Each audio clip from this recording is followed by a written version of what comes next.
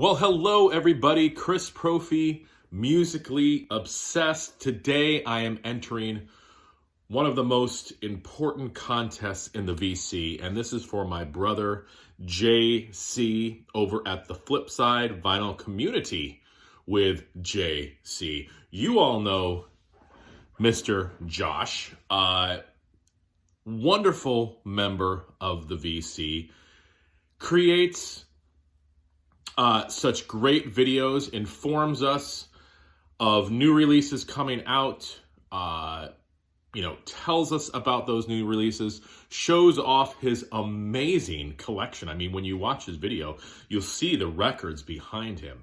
And he's rebuilding his vinyl collection. He had to sell it a while back. So this is a rebuild for him, and the albums he has are amazing. I love how he gets so excited about hype stickers. I mean, this guy lives for hype stickers. And JC, I'm so proud to call you a friend. I've done many videos with JC, and his knowledge about music is phenomenal. He's, just has a great passion for what he does. And, I almost feel like he's like a brother of mine, and maybe we got separated at birth or something. He was also born in 1974. So we have that 1974 connection. He and I listen to a lot of the same types of music. So I guess what I'm saying is, if you are not subbed to JC for whatever strange reason, please head on over to his channel. Again, it's called The Flip Side Vinyl Community with JC. You will not be disappointed. You're going to be kept up with everything that has to do with music. And you're going to get to see his great records through a personality that is, like I said, phenomenal. So JC, thank you. Again, proud to call you a friend, and hope to do a lot more videos with you, my brother. So here we go. I almost forgot what I was doing here. The 3,000 contest, 3,000 subs. He's hit and surpassed 3,000 subs. So congratulations, JC. He wants us to give a shout out to another channel and then show an album from the 70s, the 80s, and the 90s. So let's get into this. My shout out is for Don over at That Old Goats Vinyl. Don is a great guy. I'm jealous of his hair. He's got long locks of magic, and he shows awesome albums from every era of music. He's always going to the antique shops. He's always got a beer with him. Well, sometimes he has water, but a lot of times he has a beer. And he doesn't just show vinyl. He'll show you kind of what's going on around his life. He'll tell you about his family. Just a very natural guy in front of the camera. I would love to hang out with him and have a beer. Plus he shows great records. So if you're not subscribed to Don over at That Old Goats Vinyl, head on over to his channel. He's just a great guy. I love watching his videos. He's funny. Like I said, he's just a natural in front of the camera. So let's get into the records now and the CDs, because I am going to show one CD. So my album from the 70s, Josh, is Judas Priest Rock-a-Rolla, which is one of my favorite Judas Priest albums, along with Stained Class. This is a great record. This came out in 1974, our birth year, JC.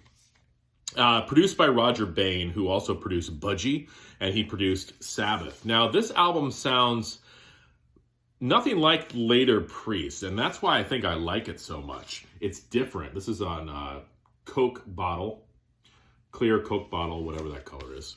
Is it a color? I have no idea. It's more, I almost call it like a folk blues metal.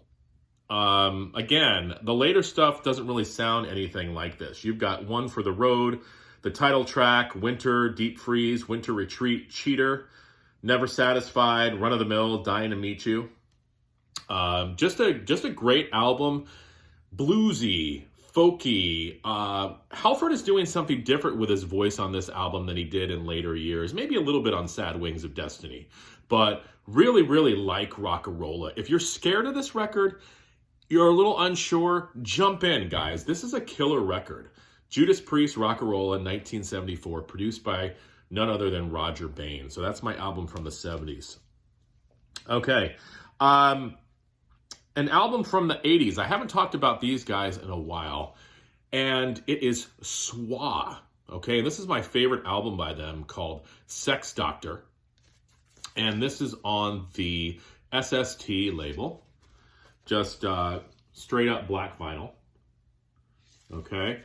You've got Meryl Ward on vocals, who was an original member of the SST band Overkill.